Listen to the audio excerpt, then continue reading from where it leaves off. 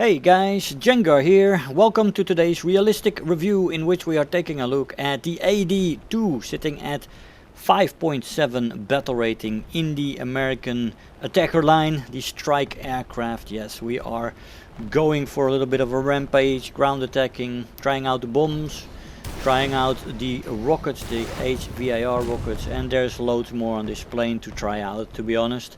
It can also be used in the capacity of a fighter. You do get an air start, it climbs quite well, and if you just leave her clean, she has the option to take her out without any loads. It can be fantastic as a fighter as well, or a support fighter, it's just how you want to call it. On the medium to small sized maps, this plane with the air start and the climb rate that it has will stay up there. And you can boom and zoom on the planes below you, and you can also maneuver with them quite well, because this plane is maneuverable between a certain speed range, which is nice to have. And just a wonderful plane all around.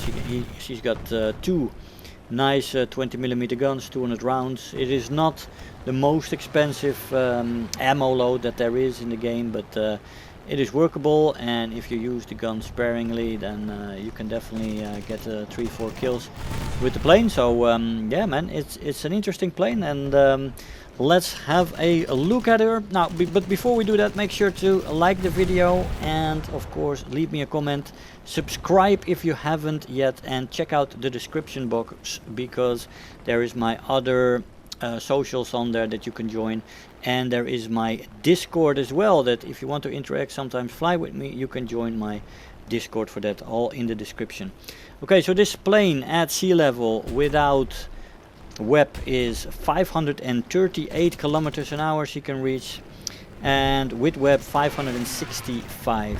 At 4500 meters she can take you to 451 kilometers an hour, and with web 477. And finally at 6500 meters 412 without web and 429 with. These speeds are in indicated airspeed without Mach. The top speed in this plane in a dive is 757 before she redlines, and 830 before she rips apart, but that is only in a shallow dive. This plane can rip earlier in steep dives. You will also get the warnings that are usually attached to that, and you can already lose a wing at 710. That's the earliest that I noticed it in a steep dive, but I'm sure maybe 700 is also possible if you pull a little bit more G's than I pulled at that point. But so in a dive you have to make sure that you stay into your steep dive if you want to for a while, and then you slowly pull out, and most of the time you're fine. And if you don't pull any high G's, you will probably be alright that way. But be aware that you can rip this plane up before the red line. That is important to remember. Now the control stiffening in this plane is interesting, because it doesn't really have control stiffening. It starts off quite stiff in the roll rate. It is not great when it comes to rolling at lower speeds, although she does handle quite well at lower speeds. It just doesn't go very quickly when it comes to rolling. Turning is better when it comes to that, but so let's say I want to say something else this time for the control stiffening. So it starts to become better, the roll rate, at around 350 to 400 kilometers an hour. Rolling starts to go better that way. You come into your sweet spot at around 500 kilometers an hour, and that runs up to about 650. And then you run up decently up to 700, where you have a good tick in the compression. It is not huge, but it's there. And you have a little bit of aileron compression there then at 700, and the roll rate becomes a little bit less good again. But between 350 to 400 to about 700 you have quite average to decent, somewhere in that range roll rate, which is quite usable in the maneuverability, which you may not expect in an attacker, but this plane does have that. So in that sweet spot between 500, in that really good sweet spot 500 to 650, she is actually decent there in the roll rate, which is nice to have. More than nice actually. Well, the stall speed in the plane lies around 110 kilometers an hour. You have decent firepower with the 220 millimeters. It's not 4, unfortunately, like in the AM1, but it is the M3 cannon, so that is nice. Seems to be a little bit more effective, and it has 200 rounds per gun. Now this plane can also be equipped with 300,000 pounders, 1,000 pound mines, and you also have smaller bomb loads. When it comes to that, you can also equip it 2,000 pound bomb. You have double Tiny Tims, double napalm load. You have 12 HVIR rockets as an option, and you have a torpedo. So when it comes to ground pounding, this plane is quite versatile and very suitable to multiple roles, which is nice because you can take it into anything you like to play then. Ground, naval, air, doesn't matter, you can take this plane. Now for the belts, I use the air targets, which have 3 high explosive fragmentation incendiary shells and an armor piercing tracer shell. Now the heavy, it seems to be quite effective again. I don't know if they ninja changed anything in the meantime, but on this gun it seems to be working. But you can also use the other belts. None of the belts have any ball ammo, practice shells or anything, so they're all quite usable. The default belt is a 50-50 to heavy and APT. They are going on a 1-to-1, and then the universal also is 50-50, but then it goes like 2 armor piercing tracers and 2 heavies.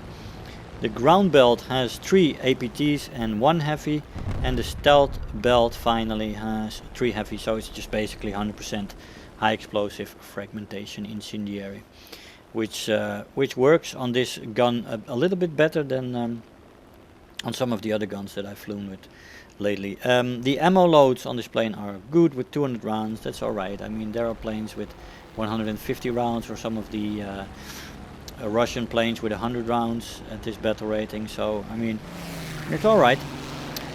Acceleration in this plane, both in a straight line and in the dive, is good. She does accelerate quite well. She has a good engine on her, and she can definitely use that power. She's not too huge as an attacker or strike aircraft, as we say. The energy retention in this plane in a straight line is good in the horizontal, decent in the vertical when you go up, and it does lose a little bit more speed when you are maneuvering, so keep that in mind.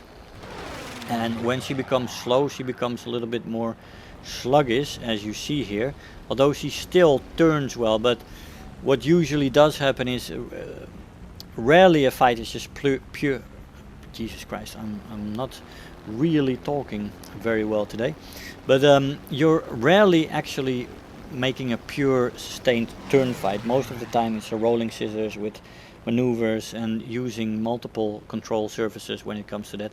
This was unfortunate, by the way. My father called me in this, so I had to abort on this dogfight here against a very, very good plane that I quite like. I managed to escape though and return to the battlefield after I finished the phone call. The climb rate in the plane is decent, and as I said, that is quite nice with the air start. That combination might actually make it good, right? Your start position. But the climb rate on itself is just decent.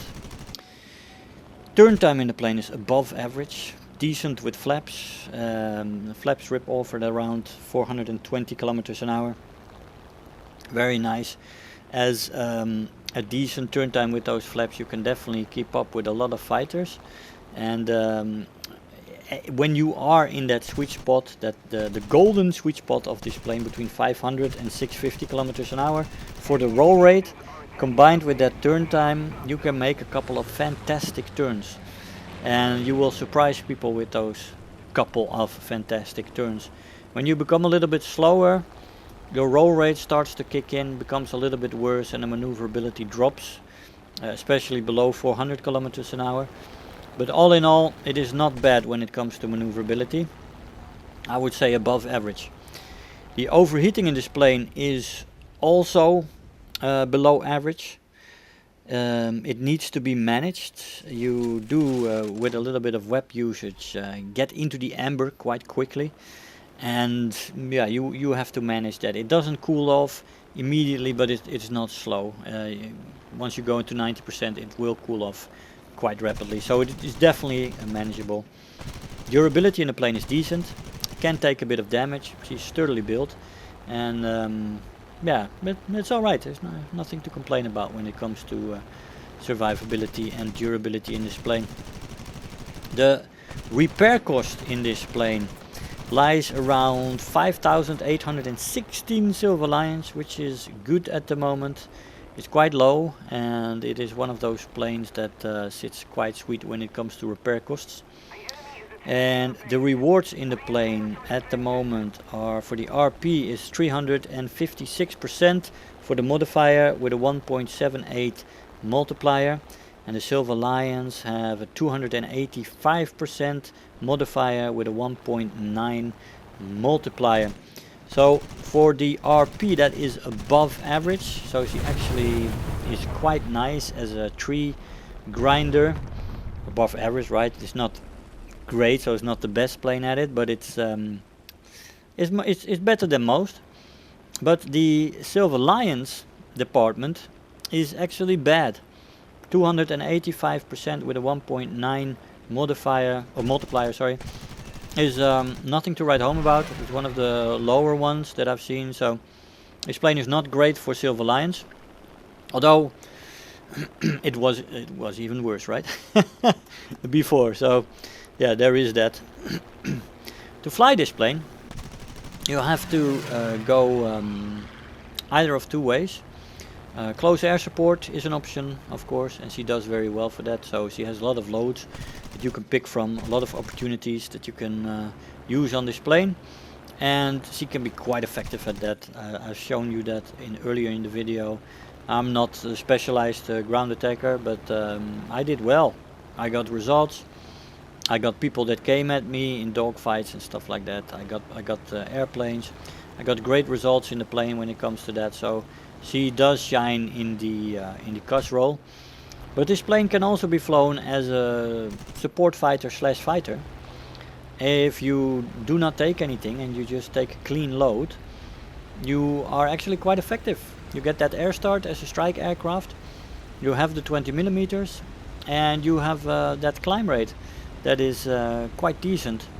And I have to say, with an empty load, it might be decent to good climb rate. So you go up there, and on anything except the biggest maps, you will be one of the higher planes, and you can then start to do your fighter thingies. And I have to say that is just great to have, man. That is fun. I always like to do that sometimes. I mean, I want to show you the ground pounding capabilities as well, of course, as it is a strike aircraft. But you know, some of these strike aircrafts are actually, because of their starting position, are actually quite interesting to fly as a fighter pilot, because it gives you a great position to start from, and it is actually fun to work a little bit without the most amazing top speeds and stuff like that, and just work with your guts and your smart handling of a plane, and just outsmart players that are basically in much more qualitatively better planes than you. And yeah, so I had fun as a support fighter as well. I had some great dogfights, like with this D13, which has a great roll rate, but it's quite stiff in the elevator, of course. So my elevator was better, but my roll rate, especially at the lower speeds, it wasn't as good. And it's so interesting to fly a plane like this, and I still have the AD-4 to fly. I did make a review on that a couple of years ago, but I look forward to review that as well, because it has the 4 guns. And yeah, it will probably climb a little bit less good, but it will be more effective when it comes to finishing people off. And yeah, so look forward to that plane as well. But as it comes to this plane, she has a great air brake, she has an air start, she has effective guns, she has good performance, and the starting position with the air spawn, as I said, with the climb rate combination, is just great. And she does lose a lot of speed when you're maneuvering, but the energy retention isn't half bad in a straight line, so there is that.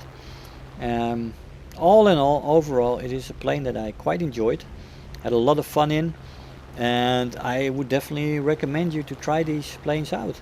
After the AM1, this plane is just as much fun when it comes to ground pounding, and it is a little bit more efficient because of the better, as in this support fighter role, let's say, because of the better climb rate that this plane has. So it might be a little bit more effective there as a support fighter. And as COS, they have quite extensive loads, both of these planes. So I wouldn't know which way to show you, but this was fun, I gotta say. We got Final Blow, Last Man Standing, 31,000 Silver Lions and 6,500 research points. I'll see you in the conclusion. Hey guys, so here we are after the match. Now the AD-2 sitting at 5.7 battle rating is quite an interesting plane. I did fly out the AD-4 before, didn't fly this one much, and I have to say I enjoyed the revisit of this plane. I had a lot of fun ground pounding even, I have to say.